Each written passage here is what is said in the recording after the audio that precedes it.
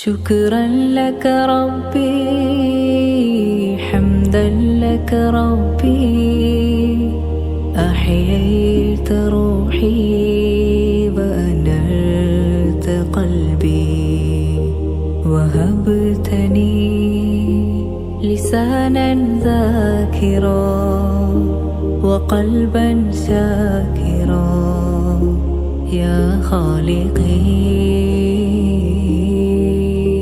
إن الحمد لله نحمده ونستعينه ونستغفره ونؤمن به ونتوكل عليه ونعوذ بالله من شرور أنفسنا ومن سيئات أعمالنا. من يهده الله فلا مضل له ومن يضلل فلا هادي له. ونشهد أن لا إله إلا الله ونشهد أن محمدا عبده ورسوله. اللهم صل على محمد وعلى آل محمد كما صليت على إبراهيم وعلى آل إبراهيم إنك حميد مجيد. اللهم بارك على محمد وعلى آل محمد كما باركت على إبراهيم وعلى آل إبراهيم إنك حميد مجيد. قال الله تعالى في محكم تنزيل العظيم وفرقان المجيد: يا أيها الذين آمنوا اتقوا الله حق تقاته ولا تموتن إلا وأنتم مسلمون. وقال صلى الله عليه وسلم: فإن أصدق الحديث كتاب الله وخير الحديث حديث محمد صلى الله عليه وسلم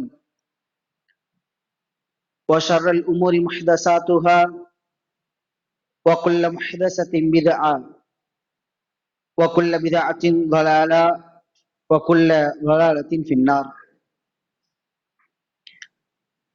يا أيها الإخوة في الله أوصيكم وإياي أولا بتقوى الله.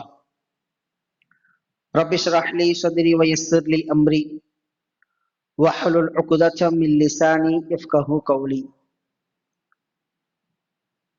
அளவில்லாத கிருபையாளன், நிகரில்லாத பேரன்புடையோன், அகிலத்தின் இரட்சகன் அல்லாஹ் ஒருவனுக்கே புகழனைத்தும் உரித்தாக்கி அவனுடைய அருளால் அவனுடைய கிருபையால்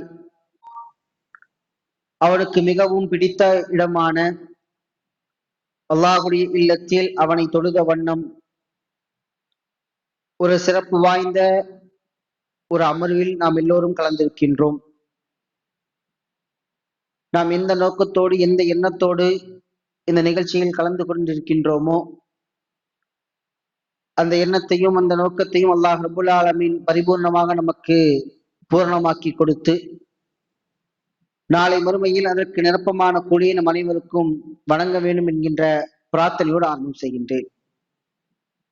அன்பார்ந்த சகோதர சகோதரிகளே,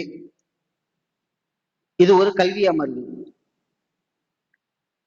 இந்த கல்வி அமர்வு என்பது எப்படிப்பட்ட சிறப்பிற்குரிய அமர்வு என்பதை நாம் கண்டிப்பாக தெரிந்து கொள்ள வேண்டும். உலகத்தில் கடந்து செல்லக்கூடிய, தெருக்களை கடந்து செல்லக்கூடிய மனிதர்களுக்கு கிடைக்காத வாய்ப்பு.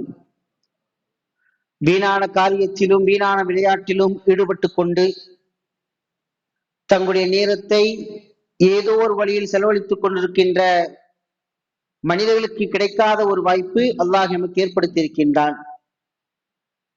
இந்த அமர்வை குறித்து அல்லாஹுடைய தூதர் ஒரு செய்தியில் சொல்லும் பொழுது, அல்லாஹுவிடம் சில மலக்குமார்கள் இருக்கின்றார்கள், அல்லாஹுவிடம் சில வானர்கள் இருக்கின்றார்கள். அவர்களுடைய வேலை என்பது என்ன தெரியுமா? பூமியில் சில மக்களை தேடிக்கொண்டிருப்பார்கள். பூமியில் என்ன செய்வாங்க? சில மக்களை தேடிக்கிட்டே இருப்பாங்க. அவங்க தேடக்கூடிய மனிதர்கள், அந்த மலக்குமார்கள் தேடக்கூடிய மனிதர்கள் கிடைத்து விட்டால், அதற்கென்று நியமனம் செய்தானே அல்லாஹ், அந்த மலக்குமார்களை அனைவரையும் அழைப்பார்கள், இங்க வாங்க அப்படின்ட்டு. எல்லோரும் இங்கே வாருங்கள், நீங்கள் யாரை தேடிக்கொண்டிருந்தீர்களோ அப்படிப்பட்ட மக்கள் இதோ கிடைத்து விட்டார்கள். யார் அந்த மக்கள் என்று அல்லாஹ் ரப்புல் ஆலமீனும் அல்லாஹுடைய தூதரும் சொல்கின்ற பொழுது, அஹ்லுத் திக்ர், யார் அந்த மக்கள்? அல்லாஹுவை பற்றியும் அல்லாஹுவின் தூதரை பற்றியும் பேசுகின்ற மக்கள், இறைவனையும் இறை தூதரையும் நினைவு கூறக்கூடிய மக்கள்.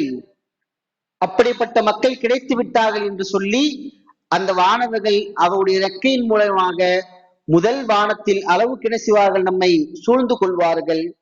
அல்லாஹ்விடத்தில் நமக்காக பிரார்த்தனை செய்வார்கள். இந்த சபை வீணான சபை கிடையாது. ஏதோ மேடை அமைத்து உலகத்தில் பேசுகின்ற வீணான காரியங்களை பற்றியோ, உலகத்தில் இன்றைக்கு பரபரப்பாக பேசுகின்ற மிகவும் உணர்ச்சி ஊட்டக்கூடிய செயல்பாடுகள் இங்கே பேசப்படாது. இங்கே பேசப்படுவது அனைத்தும் கால் அல்லாஹ் வ கால ரசூல், அல்லாஹ் ரசூல் மட்டும்தான். அவங்க என்ன சொன்னாங்க? அல்லாஹுடைய தூதர் இன்னொரு செய்தியில் சொல்லும் போது, இந்த பூமியில பூங்காக்கு போயிருக்கோமா? நம்ம கேள்வி கேட்ப இடையில, இந்த உலகத்துல பூங்காக்கு போயிருக்கோமா? யாரெல்லாம் பூங்காக்கு போயிருக்கீங்க? யாரும் போனது இல்லையா? போயிருக்கீங்க அப்படித்தானே? ஏதோ ஒரு நாள் போயிருக்கும் பூங்காக்கு. அல்லாஹுடைய தூதர் சொல்றாங்க, சுவனத்து பூங்காக்கு போயிருக்கீங்களா? சுவன பூங்காக்கு போயிருக்கீங்களா? ரசூல்லா சொல்றாங்க, இதா மரத்தும் பிரியாலில் ஜன்னா, நீங்க சுவன பூங்காவை கடந்து செல்ல முற்பட்டால், ரசூல்லா சொன்னாங்க, நீங்க சுவன பூங்காவை கடந்து போறதுக்கு முற்பட்டால், அந்த பூங்காவை நீங்கள் விளைநிலமாக ஆக்கிக் கொள்ளுங்கள். சகாபாக்கள் கேட்டாங்க, அல்லாஹுடைய தூதரே, ரியாலுல் ஜன்னானா என்ன? சுவன பூங்கானா என்ன? அல்லாஹுடைய தூதர் சொன்ன வார்த்தை என்ன தெரியுமா? திக்ரு சபைகள் என்று அல்லாஹுடைய தூதர் அடையாளமிட்டார்கள். இதுதான் சுவன பூங்கா. இங்க இருந்தா மனசுக்கு ராஹத். பார்க்கு எதுக்காக போறோம்? ஒரு ரிலாக்ஸேஷன். போனா நிம்மதியா இருக்கலாம், எதை பத்தியும் கவலைப்பட வேண்டாம், வீட்டுல இருக்க பிரச்சனை கவலைப்பட வேண்டாம், மனைவி பத்தி கவலைப்பட வேண்டாம். ஒரு மணி நேரம் 2 மணி நேரம் ரிலாக்ஸேஷன், அப்படிதானே? போய் உட்காந்து என்ன செய்யலாம்? காத்து வாங்கிட்டு மன நிம்மதியா வரலாம். அது போன்ற சபைகள் தான், அப்படிப்பட்ட ஒரு சபைதான் இந்த திக்ரு சபை என்று அல்லாஹ்வுடைய தூதர் நமக்கு அடையாளம் விட்டு காட்டினார்கள். இது இந்த சபையுடைய சிறப்பு. சரி, இன்னைக்கு என்ன டாபிக் பத்தி பேச போறோம் தெரியுமா? ஜனாசாவின் சட்டங்கள். ஏன் இந்த டாபிக் கொடுக்கப்பட்டுச்சுன்னு அதுக்கா தெரியுமா? எவ்வளவு விஷயம் இருக்குதானே இன்னைக்கு எவ்வளவோ உலகத்துல பரபரப்பான விஷயங்கள் பேசுறாங்க. ஒவ்வொரு நாளும் எதையோ பத்தி பேசுறாங்க. இன்னைக்கு நம்ம பயன்படுத்தக்கூடிய போன்ல இருக்கக்கூடிய டெக்னாலஜி எவ்வளவோ இருக்குது, அதை பத்தி பேசுறாங்க. ஏன் இந்த சட்டத்தை பத்தி இன்னைக்கு போடணும்? ஏனென்றால் ஒரு முஸ்லிம் கண்டிப்பாக தெரிந்திருக்க வேண்டிய சட்டங்களில், கடமைகளில் இதுவும் ஒன்று. நம்ம என்னென்ன தெரிஞ்சு வச்சிருக்கிறோம்? அல்லாஹ் பத்தி முழுசா படிச்சது இல்லை, அல்லாஹுடைய தூதரை பற்றி முழுவதுமாக படித்தது கிடையாது. ஓரளவுக்கு என்ன செஞ்சிருக்கோம்? படிச்சிருக்கிறோம். ஜனாசாவை குறித்தும் தெளிவான ஒரு இது கிடையாது. என்னைக்காச்சு மவுத்து செய்தி கேட்காம நீங்க விழிச்சிருக்கீங்களா? யோசிச்சு பாருங்களேன். இந்த நவீன காலத்துல மவுத்து செய்தி கேட்காம என்னைக்காச்சும் தூக்கத்திலிருந்து விழிச்சிருக்கோமா? எந்திரிச்சோம், ஏதாவது ஒரு மவுத்து செய்தி. உலகத்துல ஒரு ஆக்சிடென்ட் ஆகி மவுத்தானதாகவும் கேள்விப்படுறோம். அது மாற்றாரா இருக்கட்டும், நம்முடைய உறவினரா இருக்கட்டும், யாரா வேணா இருக்கட்டும், ஏதோ விதத்துல மவுத்து செய்தியை கேட்டுட்டுதான் இருக்கும். அந்த மவுத்து சந்திக்கிறோம்ல, அந்த மவுத்துக்குன்னு ஒரு சட்டம் இருக்குல்ல. எந்த மதமும் எந்த சித்தாந்தமும் சொல்லாத ஒரு கண்ணியத்தையும் ஒரு சிறப்பையும் மரணமடையக்கூடிய நபருக்கு இஸ்லாமிய மார்க்கம் தருகிறது. நம்ம எல்லாம் எத்தனை ஈமானுடைய விஷயம் எத்தனைங்க? 6. அந்த 6 விஷயங்களை கடைசி விடயம் என்னது? விதியை நம்புதல், அப்படிதானே? நன்மையும் தீமையும் யாருடைய நாட்டுப்படி நடக்குது? அல்லாஹுடைய நாட்டுப்படி நடக்குது. அந்த விதிலேயே இறைவன் சில பொதுவான விதிகளையும் வச்சிருக்கிறான். சில பொதுவான விதிகள் இருக்கு. அதுல 2 விதி என்ன தெரியுமா? ஒண்ணு, வாழ்வாதாரம் கொடுக்கிறது அல்லாஹுடைய ரிஸ்க், அல்லாஹ் கொடுக்கிறது தான். எல்லோருக்குமான ரிஸ்கையும் அல்லாஹ் எழுதி விட்டான். அதை தேடி முயற்சி பண்ணி பெறக்கூடியது மனிதனுடைய முயற்சி. இரண்டாவது, எல்லோரும் ஒட்டுமொத்தமாக ஏற்றுக்கொண்டது மரணம். நம்ம எல்லாம் என்ன செஞ்சிருவோம்? மௌத்தாயிருவோம். மௌத்தாவுமா இல்லையா? எனக்கு மரணமே வராதுன்னு யாரா சொல்ல முடியுமா? கோடியில புரள்றவனா இருந்தாலும் சரி, குடிசையில வாழ்றவனா இருந்தாலும் சரி, எங்க கோடியில வெட்ட கட்டி வாழ்ந்து உருண்டு பிறல்றான் தெரியுமா, அவனா இருந்தாலும் சரி, படுக்க இடமே இல்லாம குடிசையில வாழ்றான் தெரியுமா, அவனா இருந்தாலும் சரி, அவனுக்கு மரணம் மரணம் வந்துடும். அல்லாஹ் ரப்பல் ஆலமீன் திருமறையில் சொல்லி காட்டுகின்றான், குல்லு நஃப்ஸின் ராயிகத்துல் மௌத், குல்லு நஃப்ஸின் ராயிகத்துல் மௌத், எல்லா ஆத்மாவும் மரணத்தை சுவைத்தே தீரும். அல்லாஹ் குர்ஆன்ல சொல்றது. மேலும் பல இடங்களை சொல்லும் போது, நீங்க எங்க இருந்தாலும் உங்களுக்கு மரணம் வரும். நீங்க உயர்வான கோபுரத்தில் இருந்தாலும் சரி, தாழ்வான கட்டிடத்தில் இருந்தாலும் சரி, உங்களுக்கு மரணம் வரும். நீங்க எந்த மரணத்தை கண்டு விரண்டு ஓடுகின்றீர்களோ அந்த மரணம் உங்களை சந்திக்கும். நீங்க மரணத்தை பார்த்தெல்லாம் போக வேண்டாம். ஒருத்தரை பார்க்கணும், நம்ம தானே போறோம். எனக்கு ஒரு தேவை இருக்குது, ஒருத்தட்ட ஒரு தேவை இருக்குது அப்படின்னா நான் என்ன செய்வேன்? நான் அவரை தேடிட்டு போவேனா, அவர் என்ன தேடிட்டு வருவாரா? நம்ம தானே போறோம்.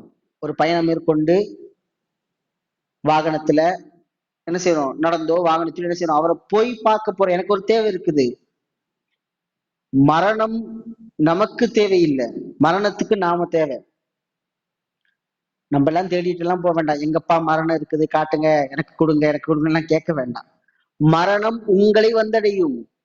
குல் இன்னல் மௌத்தல்லதி, நபியே நீங்க சொல்லுங்க, இன்னல் மௌத்தல்லதி, நிச்சயமாக மரணம் என்பது, நீங்க அந்த மரணத்தை விட்டு தஃபிர்ரூன மின்ஹு, விரண்டு ஓடுறீங்க. எந்த மரணத்தை கண்டு?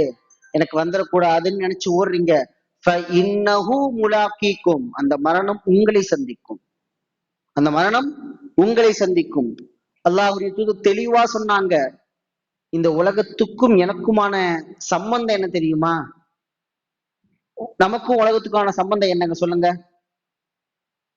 நமக்கும் இந்த உலகத்திற்குமான சம்பந்தம் என்ன? என்ன ஒருத்தர் பெக்கிறாரு, எனக்கும் அவங்களுக்கு என்ன சம்பந்தம்? உம்மா வாப்பா, என்னுடைய அம்மா, என்னுடைய அத்தா, இது சம்பந்தம். அப்ப இந்த உலகத்துக்கும் எனக்கு என்ன சம்பந்தம்? அல்லாஹ்வுடைய தூதர் சொன்னாங்க, இந்த உலகத்திற்கும் எனக்குமான சம்பந்தம் மாலி வலி துன்யா, இந்த உலகத்துக்கும் எனக்குமான சம்பந்தம் என்ன தெரியுமா? ஒரு பயணியை போன்று அப்படின்னு நாங்க ரசூலுல்லாஹ். ஒரு பயணி பயணம் போறான் தெரியுமா? பஸ்ல ஃபிளைட்ல ட்ரெயின்ல ஒரு பயணம் போறான் தெரியுமா? அவனை போன்றுதான் நானும் இந்த உலகத்திற்குமான சம்பந்தம். போகும்போது ஒரு நிழல் கிடைக்குது, கொஞ்ச நேரம் ரெஸ்ட் எடுத்துட்டு என்ன செஞ்சிருவான்? அடுத்து எந்திரிப்பான், அவனுடைய வேலையை பார்த்துட்டு போயிடுவான். அங்க அவனுக்கு நிரந்தரம் கிடையாது. அது போன்றுதான் இந்த உலகத்துல நான் நிரந்தரமா இருக்க மாட்டேன்னு யாரு சொன்னது? நம்ம யாரு உயிருக்கு மேலா நேசிக்கிறோம்? அல்லாஹ்வுடைய தூதர் சொன்னாங்க, இந்த உலகத்துக்கும் எனக்குமான சம்பந்தம் ஒரு பயணியை போன்று.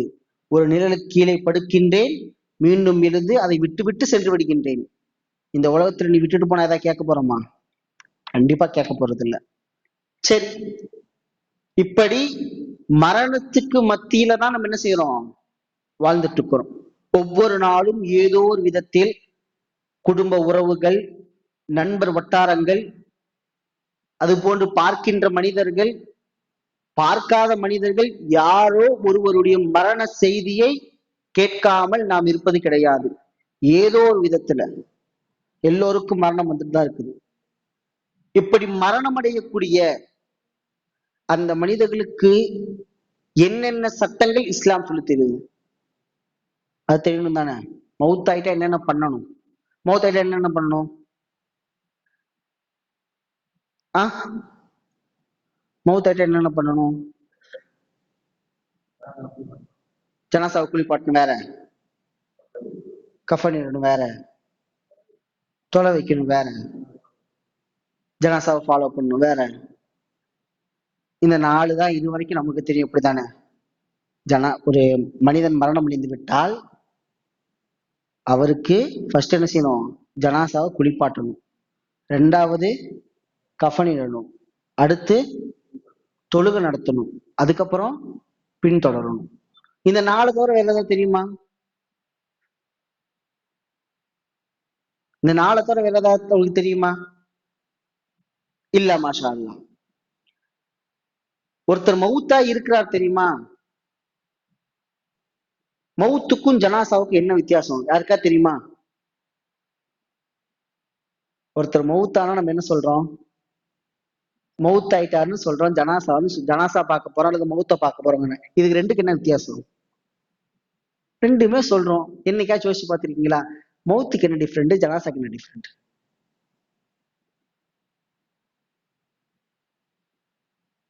எங்கேயாச்சும் கேள்விப்பட்டிருக்கீங்களா? இமாம்கள் நமக்கு வரையறுத்து தருகின்றார்கள். மௌத்துன்னு எதை தெரியுமா சொல்லுவோம்?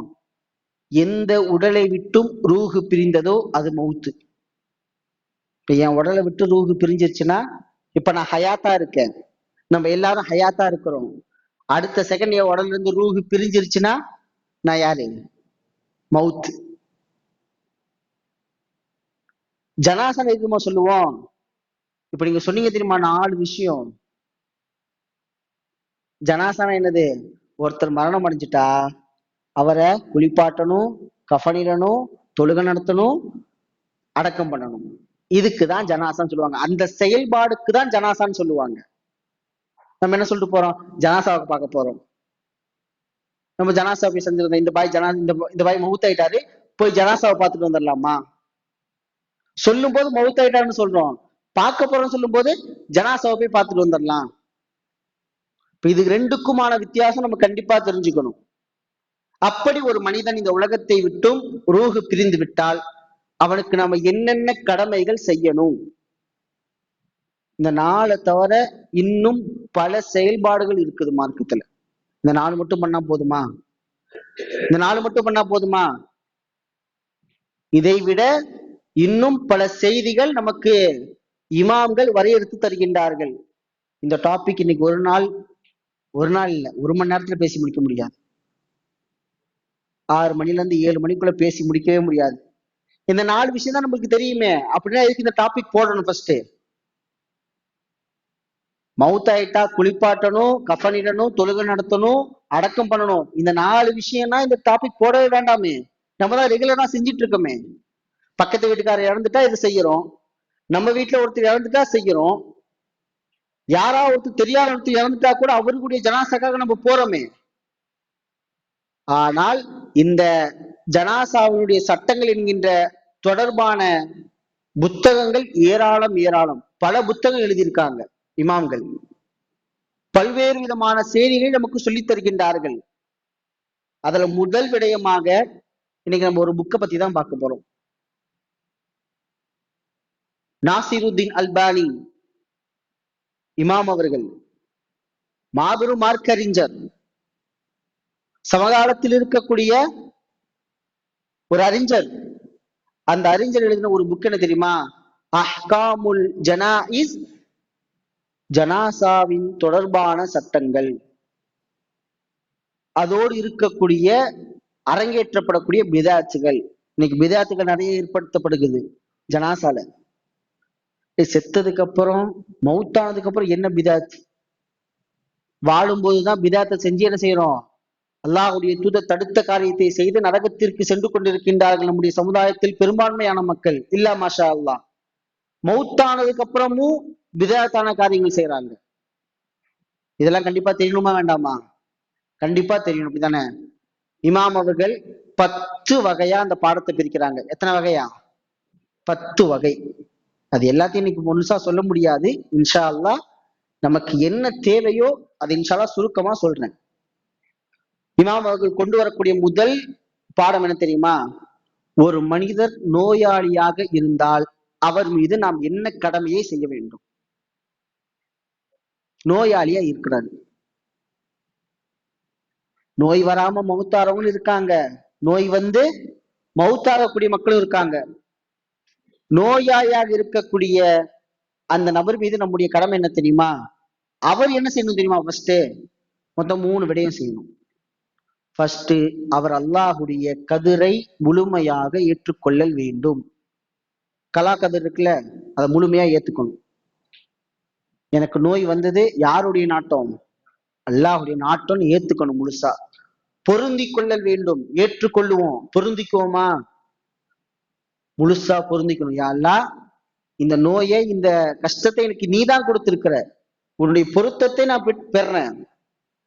அல்லாஹுடைய தூத சொல்றாங்க, அஜபன் லி அம்ரில் முக்மின், ஒரு முக்மினுடைய காரியம் எனக்கு ஆச்சரியமா இருக்குன்னாங்க ரசூலுல்லாஹ்.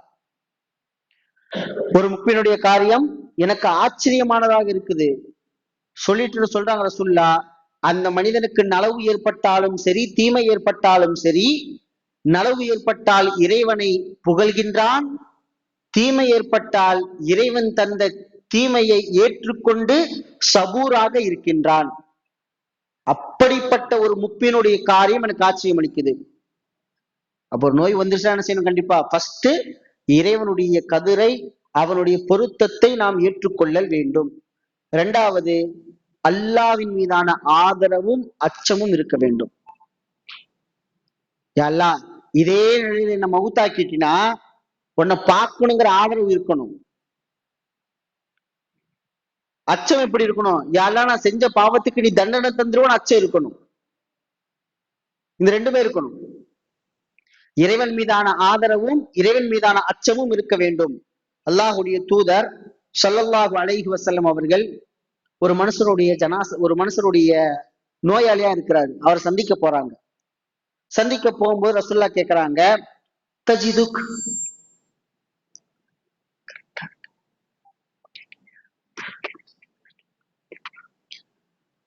ரசூலுல்லாஹ் கேட்கிறாங்க, தஜிதுக், எப்படிப்பா இருக்கிற, உன் நிலைமை என்னன்னு கேட்கிறாங்க. உடனே அந்த மனிதர் சொன்னது என்ன தெரியுமா? வல்லாஹி இன்னி, அல்லாஹ்மீ சத்தியமா, யா ரசூலல்லாஹ், அல்லாஹ்மீ சத்தியமா, இன்னி அர்ஜுல்லாஹ வ அகாஃபு தம்பி. ரெண்டையும் சொல்றாங்க. நான் அல்லாஹ் கிட்ட ஆதரவு வைக்கிறேன். எனக்கு மரணம் வந்துருச்சுன்னா நான் அவனை சந்திப்பேன். அதோடு சேர்த்து என்னமா செய்யறேன்? வ அகாஃபு தம்பி, என் பாவத்துக்காக நான் பயப்படுறேன்னாங்க அந்த மனிதர். அல்லாஹுடைய தூதர் சொன்னாங்க, இப்படிப்பட்ட இந்த 2 எண்ணங்களையும், ஆதரவும் வைக்கணும், அச்சமும் இருக்கணும். இந்த எண்ணங்களை யார் கொண்டிருக்கின்றாரோ அல்லாஹ் அவருக்கு ஒன்னு என்னமா செய்வான்? இல்லா அத்தாஹுல்லாஹுமா யர்ஜு, அவ எதை ஆதரவு வச்சாலும் அதை கொடுத்துருவான். நான் மௌத்தாயிட்டா எனக்கு சொர்க்கம் கிடைக்கணும்னு ஆதரவு வைக்கணும், நோயாளியா இருக்க டைம்ல. ரெண்டாவது, வ அம்னா மிம்மா யகாஃபு, அவன் பயந்ததை அல்லாஹ் அவனுக்கு, அவன் எதுவுமே அச்சம் கொண்டானோ அதை விட்டும் அவனை பாதுகாத்து விடுவான். அல்லாஹ்வுடைய அச்சத்தை கொண்டு பயந்தான் தானே, அதை விட்டும் என்ன செய்வான்? அல்லாஹ் அவரை பாதுகாத்து விடுவான். இதை அல்லாஹ்வுடைய தூதர் நமக்கு சொல்லித் தருகின்றார்கள். மூன்றாவது, ஒரு மனிதர் நோயின் காரணமாக மரணத்தை கேட்கவே கூடாது. எவ்வளவு பெரிய நோயா இருக்கட்டும், எவ்வளவு பெரிய நோயா இருக்கட்டும், எந்த நோயாக இருந்தாலும், எனக்கு கடுமையா வலி இருக்குது, எனக்கு தாங்கவே முடியல, என்னால இருக்கவே முடியாது, இன்னைக்கு சொல்றோம் தானே. ஒரு சின்ன கால் வலி வந்தா கூட முடியல, தாங்க முடியல, வலிக்குது. தலைவலி வந்தா கூட தாங்கவே முடியல, அந்த அளவுக்கு பாரமா இருக்குது, யாரோ மண்டிக்குள்ள உக்காந்து இருக்கிற மாதிரியே இருக்குது, சொல்றோம் தானே. இப்படிப்பட்ட நோயின் காரணமாக அல்லாஹ்விடத்தில் மரணத்தை கேட்க கூடாது. ரசூலுல்லாஹ்வுடைய சிறிய தந்தை யாருங்க? அல்லாஹ்வின் தூதருடைய சிறிய தந்தை யாரு? வேற அப்பாஸ் ரலியல்லாஹு அன்ஹு அவர்கள். அவங்க நோய்வாயில் இருக்கிறாங்க. ரசூலுல்லாஹ் அவங்களை சந்திக்க வராங்க. அவங்க நோய்வாயில் இருக்கும்போது அவங்களுடைய எண்ணம் எப்படி தெரியுமா இருந்துச்சு? ஃபதவன்னா அல் மௌத், எனக்கு மரணம் வந்துராதா, எனக்கு மௌத்து வந்துராதா.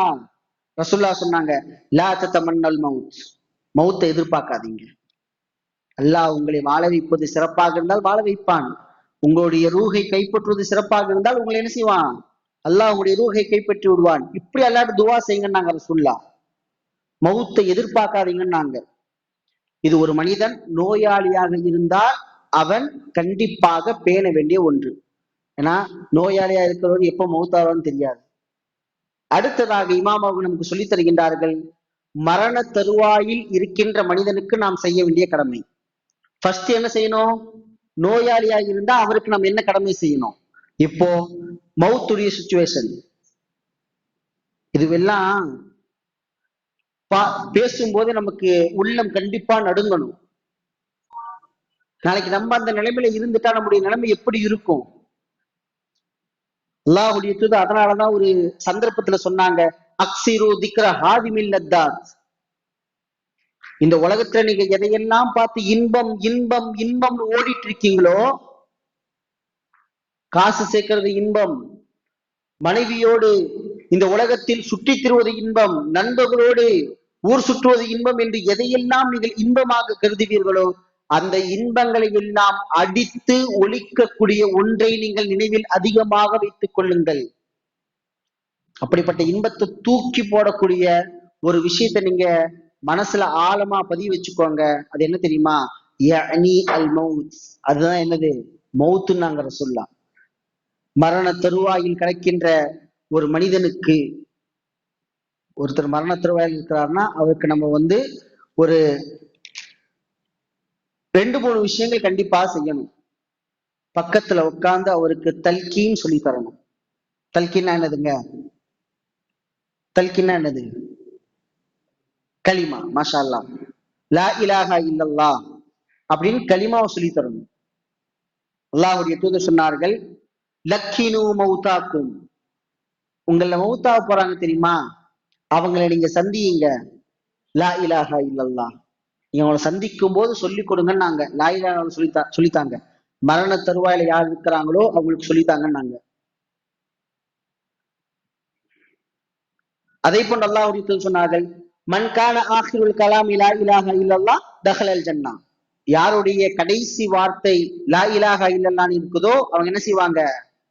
சுவனம் செல்வார்கள் என்று அல்லாஹ்வுடைய தூதர் சொல்லி காட்டினாங்க. இப்ப இது எல்லாம் ஒரு மனிதர் மரண தருவாயில் இருந்தால் நாம் அவருக்கு செய்ய வேண்டிய கடமைகள். நம்ம செஞ்சாதான் நம்முடைய சந்ததிகளுக்கு இது தெரியும். நம்ம அந்த 4 விஷயத்த மட்டும்தான் செய்யறோம், மத்த எதுவுமே செய்யறது இல்லை. ஒருத்தர் நோய்வாய்ப்பட்டு மரண தருவாயில் இருக்கிறார்னா அவங்க வீட்டுல போய் உக்காந்துட்டு கும்பலா உக்காந்து பேசுறோம். இன்னைக்கு வீணான காரியத்தை பேசுறோம். நேத்து என்ன நடந்துச்சு தெரியுமா? நான் போன வாரம் இங்க போனேன், அந்த இடம் எப்படி இருந்துச்சு தெரியுமா? சுபஹானல்லாஹ். மரண தருவாய் இருக்கக்கூடிய வீடுகளில் நாம் எதை பற்றி பேச வேண்டும்? அவர் மரணம் அடைந்து விட்டால் நான் அந்த நிலையில் இருந்தால் என்னுடைய நிலைமை எப்படி இருக்கும்? என்னைக்கா யோசிச்சு பார்த்திருக்கோமா? என் வாப்பா, என் உம்மா, என் குடும்ப உறவுகள், நண்பர்கள், யாரோ ஒருவர் மரண தருவாயில் இருக்கின்றார், நம்ம எப்படி இருக்கணும்? அச்சம் ஏற்படுகிறதா? மரணத்தை கண்டு என்னைக்காவது பயந்து இருக்கிறோமா? மரணம் வரும், அதுல பயம் கிடையாது. அந்த மரணம் அடைந்து விட்டால் என்னுடைய நிலைமை எப்படி இருக்கும்? அந்த மரண தருவாயில் நான் படுத்திருந்தால் எனது நிலைமை என்ன? லா இலாஹா இல்லல்லாஹ் சொல்ல முடியாத நிலைமையில நான் மௌத்தாயிட்டா என்னுடைய நிலைமை என்ன?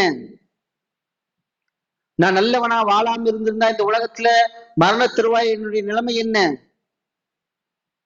நாம் எல்லோரும் கேள்விப்பட்டிருப்போம், மரணம் ஒரு மனிதனை எட்டுகின்ற நேரத்தில், ஒருத்தருக்கு மரணம் நேரம் வந்துருச்சுன்னா அல்லாஹ் திருமறையில சொல்றான், வலி குல்லி உம்மத்தின் அஜல்.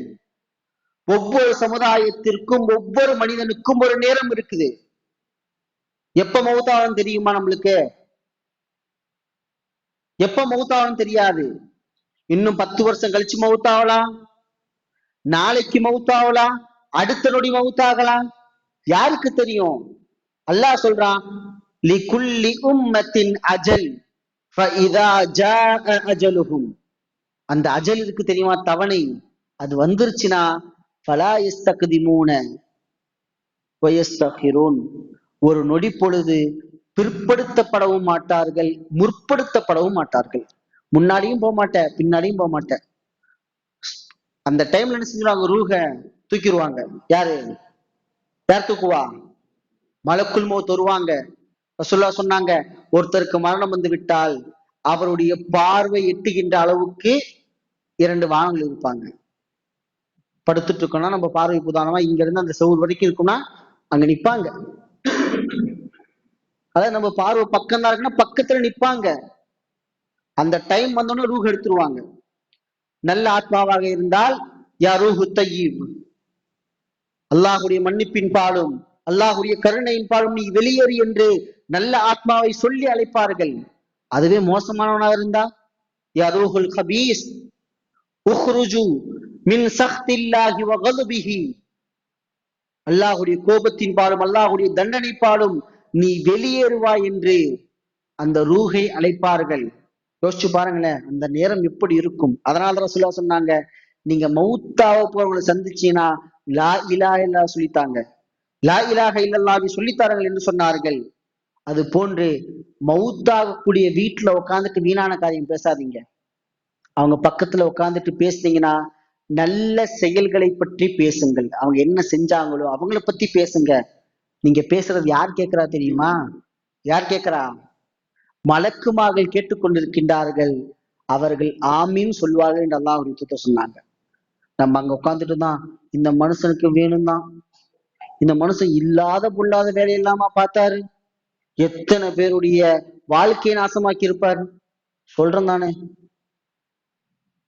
அன்னைக்கு நான் போகும்போது என்ன தேவையில்லாம திட்டினாரு, அங்க உட்காந்து பேசுற பேச்சு. அந்த நிலையில நம்ம இருக்கும்போது நம்மளை பத்தி என்ன பேசுவாங்கன்னு யோசிச்சிருக்கோமா? அதனாலதான் அல்லாஹ்வுடைய தூதர் சொன்னாங்க, நீங்க பேசினா நல்லதை பேசுங்க, மலக்குமார்கள் ஆமீன் சொல்லுவாங்கன்னாங்க. அப்ப மௌத்தா போறவங்களை சந்திச்சா என்ன செய்யணும்? லா இலாஹா இல்லல்லாஹ் சொல்லி தரணும். இரண்டாவது, அவர்களை குறித்த நல்ல வார்த்தைகளை சொல்ல வேண்டும். நல்ல சொல்களை சொல்லிக்கொண்டே இருக்க வேண்டும். மலக்குகள் ஆமீன் சொல்வார்கள். சரி, ஒருத்தர் மௌத் ஆயிட்டாரு, ஒருத்தருக்கு அதுதான் லாஸ்ட், மௌத் ஆயிட்டாரு, அவருக்கு நம்ம என்ன செய்யணும்? மௌத்தா ஆக போறாருன்னா இதை செய்யணும், மௌத்தா போயிட்டாருன்னா நம்ம சொன்ன 4 விஷயம் தான். அப்படிதான் சொல்லுவோம். அது இல்லை. அல்லாஹ்வுடைய தூதர் சொல்லித் தருகின்றார்கள், ஒரு மனிதன் மௌத்தாகிவிட்டால் அவருடைய கண்கள் எந்த நிலையில இருந்துச்சோ அதே நிலையில தான் இருக்கும். அந்த நிலையை பார்த்துக்கிட்டே இருக்கும். ஏன்னா யார பாக்குறாங்க? அவங்க மலக்குகளை பார்த்துட்டு இருந்தாங்க, பார்த்துக்கிட்டு தான் இருப்பாங்க. அவர்களுடைய கண்களை முதலில் மூட வேண்டும். அல்லாஹ்வுடைய தூதருடைய காலத்துல அபூ சலமா ரலியல்லாஹு அன்ஹா ரலியல்லாஹு அன்ஹு அவங்களுடைய மரணம், மௌத்து வந்துருது. அல்லாஹ்வுடைய தூதர் வந்தாங்க. அவர் எப்படி மௌத்தானாரோ அப்படியே இருக்கிறாங்க. எப்படி மௌத்தானாங்களோ அப்படியே இருக்கிறாங்க. ரசூல்லா வந்து கசக்கிட்டு சொன்னாங்க, அவருடைய கண்ணை மூடினாங்க. அவருடைய கண்ணை என்ன செஞ்சாங்க? மூடி விட்டுட்டு அல்லாஹ்வுடைய தூதர் சொன்னார்கள், இன்ன ரூஹ இதா குபில தபியகுல் பஸர், ஒரு ரூஹ் ஒரு உடலை விட்டு கைப்பற்றப்பட்டு விட்டால், எடுக்கப்பட்டு விட்டால் அவர்களுடைய கண்களை நீங்கள் மூட வேண்டும், அவருடைய கண்களை நீங்கள் மூட வேண்டும் என்று அல்லாஹ்வுடைய தூதர் ஸல்லல்லாஹு அலைஹி வஸல்லம் சொல்லி காட்டினாங்க.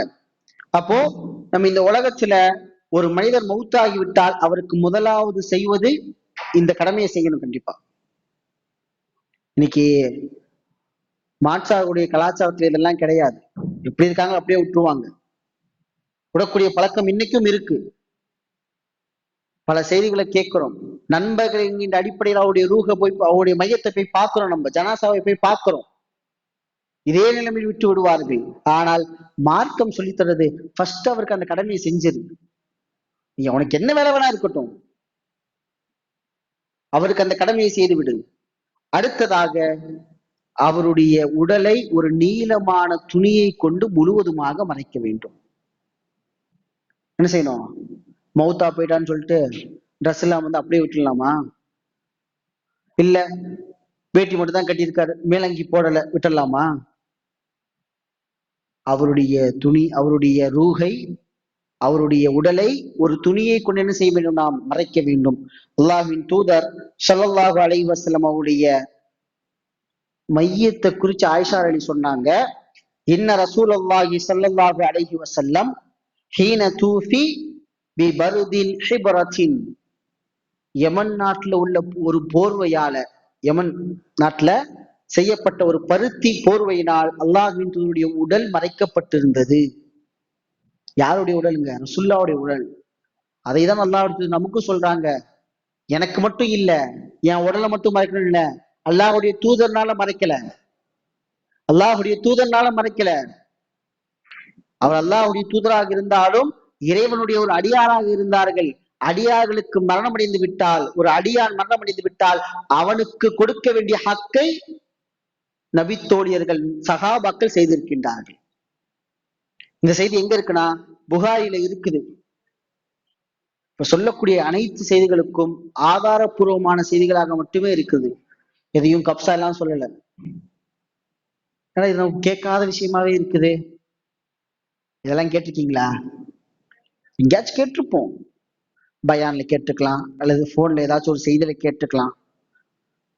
சரி, அது கடந்து போயிருப்போம். இதுவெல்லாம் கப்சா கிடையாது. இறை தூதர் அவர்கள் நமக்கு சொல்லியது. அதை போன்று ஒருத்தருக்கு விதிவிலக்கு பண்ணலாம்.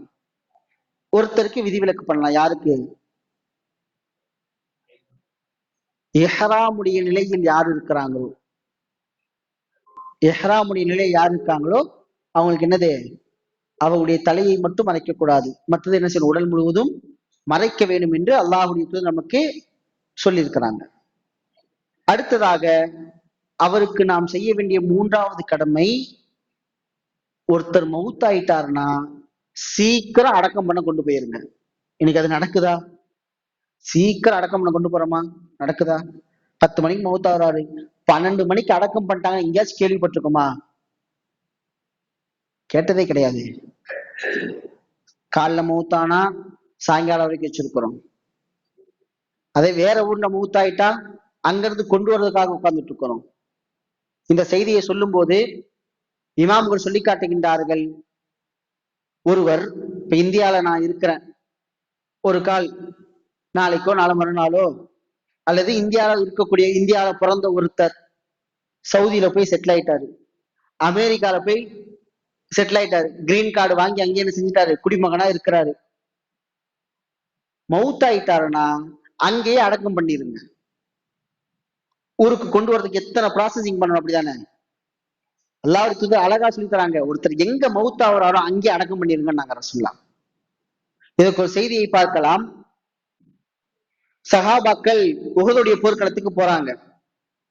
உஹதுடைய போர்க்களத்துக்கு போகும்போது கொல்லப்பட்டிருக்கின்றார்கள், தோழர்கள் கொல்லப்பட்டிருக்கின்றார்கள். அவங்க என்ன செய்றாங்கன்னா, உஹதுல கொல்லப்பட்டாங்க. மதீனால ஒரு மையவாடி இருக்கு. அந்த மையவாடிக்கு பேர் என்ன தெரியுமா? பக்கி. பக்கி இருக்கு தெரியுமா? அந்த மையவாடியில கொண்டு போய் அடக்கம் பண்ணலாம். என்ன செய்யறாங்க? எல்லாரையும் தூக்கி என்ன செய்யறாங்க? ஒட்டகத்துல கட்டுறாங்க. அல்லாஹ்வுடைய சொல்றாங்க, தூக்கிட்டு வராதீங்க, அங்கேயே என்ன செஞ்சிருங்க, அவங்க அடக்கம் பண்ணிருங்கன்றாங்க. அங்கேயே அடக்கம் பண்றாங்க. எங்க அவங்க கொல்லப்பட்டாங்களோ அங்கேயே அடக்கம் பண்ணுங்க. ஒரு நபித்தோழர் சொல்கின்றார், நான் என் தந்தை, என்னுடைய உறவுக்காரர் இருந்தார், அவரை நான் ஒட்டகத்தில் கட்டி வைத்திருந்தேன். ரசூலுல்லாஹ்வுடைய இந்த செய்தி கேட்ட உடனே நான் அங்கேயே அவர் அடக்கம் பண்ணிட்டு இருந்தாங்க. நம்ம செய்வோமா? நம்ம தான் அப்பதான் ஃபார்மாலிட்டி பேசுவோம். புள்ள பார்க்கல, பேரம் பார்க்கல, பொண்டாட்டி பார்க்கல, என்னென்ன காரணம் சொல்லி அவர் இங்க கொண்டு வரமோ அப்பதான் அதுதான் பண்ணுவோம். தாமதப்படுத்தி கொண்டே இருப்போம். தாமதப்படுத்தக்கூடாது. அவரை விரைவாக அடக்கம் செய்ய வேண்டும். அதான் ரசூலுல்லாஹ் காட்டி தந்தாங்க. அதனாலதான் ஒரு நல்ல ஆத்மா சொல்லும், தூக்கிட்டு போகும்போது சொல்லும், என்ன எங்க தூக்கிட்டு போறீங்க, என்ன சீக்கிரமா தூக்கிட்டு போங்க. நல்ல விஷயம், நல்ல ஆத்மா சொல்லி என்ன சீக்கிரமா தூக்கிட்டு போங்கன்னு. கேட்ட ஆத்மா சொன்னோம், என்ன எங்கடா தூக்கிட்டு போறீங்க, என்ன எங்கப்பா தூக்கிட்டு போறீங்க அப்படின்னு கெட்ட ஆத்மா புலம்பும் என்பதையும் அல்லாஹ்வுடைய நமக்கு சொல்லி தந்திருக்கிறாங்க. நாலாவது அவருக்கு நாம் செய்ய வேண்டியது, அவருக்கு கடன் இருந்தால் அந்த கடனை அடைக்க வேண்டும். எங்க வாப்பாக்கு கடன் இருக்குன்னா மகனா இருக்கக்கூடிய என்னுடைய பொறுப்பு, நான் அவருடைய கடனை அடைக்க வேண்டும். அவர் ஏதாவது சொத்து விட்டுட்டு போயிருந்தார்னா அந்த சொத்து மூலியமாக அந்த கடனை அடைக்க வேண்டும். இல்ல அவர்கிட்ட எந்த சொத்தும் இல்ல, குடும்பத்துக்கும் அந்த பொறுப்பு இல்ல, குடும்பத்துக்கும் பொறுப்பு இல்ல, அப்படி என்றால் இஸ்லாமிய அரசாங்கம் அதை ஏற்றுக்கொள்ள வேண்டும். இஸ்லாமிய அரசாங்கம் அதை ஏற்றுக்கொள்ள வேண்டும். அல்லாஹ்வின் தூதர் ஸல்லல்லாஹு அலைஹி வஸல்லம் அவருடைய காலத்துல ஒரு மனிதர் தன்னுடைய சகோதரன் இறந்து விட்டார், அவர் அடக்கம் பண்ண போறாங்க. ரசூல்லா கேட்டாங்க, ரசூல்லா தடுத்தாங்க. உன் சகோதரனுக்கு கடன் இருக்கு, அவர் 300 ரியால் காசை விட்டுட்டு போயிருக்காரு, அவங்களுடைய குடும்பம் ரொம்ப ஏழை, அதுக்கே அவங்களுக்கு கொடுத்துடலான்ட்டு இவங்க பிளான் பண்றாங்க. ரசூல்லா சொல்றாங்க, இவருக்கு கடன் இருக்கு, போய் கடன் அடைச்சிட்டு வா. அந்த சகோதரர் போகின்றார், யாரிடமெல்லாம் கடன் வாங்கினாரோ அவர் எல்லாத்துக்கும் அடைக்கிறார். ரசூலாட்ட வந்து சொன்னாங்க, அல்லாஹ்வுடைய எல்லாத்துக்கும் கொடுத்துட்டேன், ஒரே ஒரு பெண்மணியை தவிர 2 திரகம் அந்த பெண்மணிக்கு கொடுக்கணும். ஆனா அந்த பெண்மணிகிட்ட எந்த பத்திரமும் கிடையாது. இன்னைக்கு நம்ம கடன் கொடுக்குறோம், எழுதி வைக்கிறோமா யார்ட்டையாச்சு? ஆனால் டெக்னாலஜியே இல்லாத காலத்துல ரசூலா என்ன செஞ்சாங்க, கடனுக்கு அந்த அளவுக்கு முக்கியத்துவம் கொடுத்திருக்கிறாங்க. நம்ம எல்லாம் இதெல்லாம் கவனிக்கணும். இஸ்லாமிய மார்க்கம் என்பது ஏனோ தானம் என்று எடுத்தோம் கவிழ்த்தோம், ஓகே இஸ்லாத்துல இருக்கிறோம், ஏதோ நடைமுறையை செய்யறோம், அப்படி எல்லாம் கிடையாது. செஞ்சா ப்ராப்பரா செய்யணும், இல்லைன்னா அல்லாஹ்விடம் கண்டிப்பாக இதற்கெல்லாம் பதில் சொல்லி ஆக வேண்டும். ரசூல்லா சொல்றாங்க, அந்த மனிதர் சொல்கின்றார், அல்லாஹ்வுடைய அவர்கிட்ட எந்த ஒரு இதுவும் கிடையாது, அவங்க எப்படி கொடுக்கறது? ரசூல்லா சொன்னாங்க, கொடுங்க, அவங்க பொய் சொல்ல மாட்டாங்கன்னு அந்த செஞ்சாங்க. அந்த கடனையும் அடைத்து விட்டு அவருக்காக தொழுகை நடத்தி அவரை அடக்கம் செய்தார்கள். இன்னொரு சந்தர்ப்பத்தில் அல்லாஹ்வுடைய தூதர் வராங்க, ஒரு மனிதர் மௌத்தாயிட்டாரு, அவருக்கு கடன் இருக்கான்னு கேட்கறாங்க, இல்லையா ரசூலுல்லாஹ், தொழுகை நடத்துறாங்க. அடுத்து இன்னொரு சந்தர்ப்பத்துல வராங்க, ஒரு மனிதர் மௌத்தா இருக்கிறாரு, இவருக்கு கடன் இருக்கா? ஆமாம் கடன் இருக்கு அப்படின்னு சொன்ன உடனே ரசூலுல்லாஹ் சஹாபாக்களை பார்த்து, நீங்களே தொலை வச்சிருங்க அப்படின்னு சொல்லிட்டு போறாங்க. ஒரு நபித்தோழர், அல்லாஹ்வுடைய தூதரே, அவருடைய கடனுக்கு நான் பொறுப்பேற்றுக் கொள்கின்றேன் என்று சொன்ன பிறகு அல்லாஹ்வுடைய தூதர் தொழுகை நடத்தினார்கள். இவ்வளவு தெளிவா இருக்கு மார்க்கம். இதுவெல்லாம் அவருக்கு நாம் செய்யணும். கஃன் பண்றோம், குளிப்பாற்றோம், தொழுகை நடத்தணும், அடக்கம் பண்ணோம், இது மட்டும் கிடையாது. அதற்கு முன்பாக இதையெல்லாம் நாம் செய்ய வேண்டும். கஃன் பண்றதை பத்தி தெரியும், குளிப்பாட்டதை பத்தி தெரியும், அடக்கம் பண்றதை பத்தி தெரியும், தொழுகையை பத்தி தெரியும். ஆனா இதுவெல்லாம் யார் செய்யறது? இதுவெல்லாம் தெரியாதனால இன்னைக்கு சர்வ சாதாரணமா மௌத்து விட கடந்து போய்கிட்டே இருக்கும். அடுத்ததாக ஜனாசாவை பார்க்க வராங்க தெரியுமா? ஒருத்தர் மௌத்தாயிட்டாரு, அந்த மௌத்தை பார்க்க வராருன்னா அவங்க என்ன செய்யணும்? அந்த ஜனாசாவோடு இவர்கள் என்ன செய்ய வேண்டும்? ஒருத்தர் மௌத்தாயிட்டாரு, அவரை நம்ம பார்க்க போறோம், நம்ம என்ன செய்யணும்? அந்த ஜனாசாவிற்கு முத்தம் தரலாம். என்னடா செத்தவருக்கு போய் முத்தம் தர சொல்றாரு இவரு? குழந்தை இருந்தாலே குழந்தைக்கு முத்தம் தர மாட்டேங்கிறோம் நம்ம, அப்படித்தானே? பாசத்தை கூட காட்டுறதுக்கு என்னைக்காச்சும் பயணத்துக்கு முத்தம் கொடுத்துருக்கோமா? ஒரு அன்பை வெளிப்படுத்த கொடுத்துருக்குமா? இல்லை. இவரை நம்ம மூத்தாளருக்கு முத்தம் கொடுக்க சொல்றாரு, அல்லாஹ்வுடைய தூதர் கொடுத்திருக்கிறாங்க. அடுத்து 3 நாட்கள் அவர்களுக்காக அழலாம். அதுக்கு என்னது, அப்படி ஒப்பார வச்சுலாம் அழக்கூடாது, ஓலமிட்டெல்லாம் அழக்கூடாது. அந்த துக்கத்தை கவலை வெளிப்படுத்தும் வண்ணம் நாம் அழுகலாம். அல்லாஹ்வின் தூதர் ஸல்லல்லாஹு அலைஹி வஸல்லம் ஒரு செய்தி பாருங்க, புகாரில 4080வது செய்தியாக பதிவு செய்யப்பட்டுள்ளது. ஜாபிர் இப்னு அப்துல்லா, இந்த நபித்தோழருடைய தந்தை அப்துல்லா, இவர் மௌத்தாவுறாரு. ஜாபிர் ரலியல்லாஹு என்ன செய்யறாங்கன்னா, அவருடைய முகத்தை திறந்து பாக்குறாங்க, முகம் மூடி இருக்கும் தானே, முகத்தை திறந்து பாக்குறாங்க. அவங்கள முத்தமிட போறாங்க, சஹாபாக்கள் தடுக்கிறாங்க. சஹாபாக்கள் என்ன செய்யறாங்க, தடுக்கிறாங்க. அல்லாஹ்வுடைய தூதர் சபையில இருக்கிறாங்க. ரசூலுல்லாஹ் எதுவுமே சொல்லல, அல்லாஹ் எதுவுமே சொல்லல. ரசூலுல்லாஹ் சொன்ன ஒரே ஒரு வார்த்தை என்ன தெரியுமா? ஏன்பா நீ அழுவுற? அல்லாஹ்வுடைய கதிரை ஏத்துக்கணும், ஏன் நீ அழுவுற கேட்டார்கள். நான் செய்த எதையும் என்ன செய்யல, அல்லாஹ் தடுக்கல, இதை மட்டும் கேட்டாங்க. லிமாதா தபிக்கி, ஏன் நீ அழுவுற? சொல்லிட்டு சொன்னாங்க, மா ஜாலத்தில் மலாஇகத்து, ஒரு மனிதன் மௌத்தாகிவிட்டால் ததுல்லுஹு பி அஜ்னிஹதிஹா ஹத்தா ருஃபிஅ, அந்த ஜனாசா அங்கிருந்து எடுக்கப்படும் நேரம் வரைக்கும் மலக்குமார்கள் தங்களுடைய இறக்கைகளால் அதை சூழ்ந்து நிழல் கொடுத்து கொண்டிருப்பார்கள். எங்கேயா கேள்விப்பட்டிருக்குமா? கேள்விப்பட்டிருக்குமா இது ஜனாசாக்கு நடக்குன்னு? ரசூலுல்லாஹ் சொல்றாங்க, மலக்குமார்கள் தங்களுடைய இறக்கைகளை என்ன செய்வாங்க, அவங்களுக்கு நிழல் கொடுத்து கொண்டிருப்பார்கள் என்று அல்லாஹ் சொல்லி காட்டினாங்க. அப்போ ஒருத்தர் பார்க்க போறோம்னா அங்கே அவருக்கு நாம் இதை செய்ய வேண்டும். அபூ பக்கர் ரலியல்லாஹு அன்ஹு அவர்கள் ரசூலுல்லாஹ் மௌத்தாகும்போது எங்க இருந்தாங்க தெரியுமா? ரசூலுல்லாஹ் மௌத்தாகும்போது எங்க இருந்தாங்க? உமரு ரசூலுல்லாஹ் கூட தான் இருந்தாங்க. உமரு ரசூலுல்லாஹ்க்கு பக்கத்துல தான் இருந்தாங்க. அப்படின்னா என்னது? மதீனால தான் இருக்கிறாங்க. அபூபக்கர் எங்க இருந்தாங்க? அபூபக்கர் ஊர்ல இல்ல. அல்லாஹ்வின் தூதருடைய மரண செய்தி அவருக்கு எத்தி வைக்கப்படுகிறது. அல்லாஹ் அவருக்கு மௌத்தாயிட்டாங்கன்ட்டு. சுன்ஹ என்று சொல்லக்கூடிய ஒரு இடத்துல என்ன செஞ்சாங்க?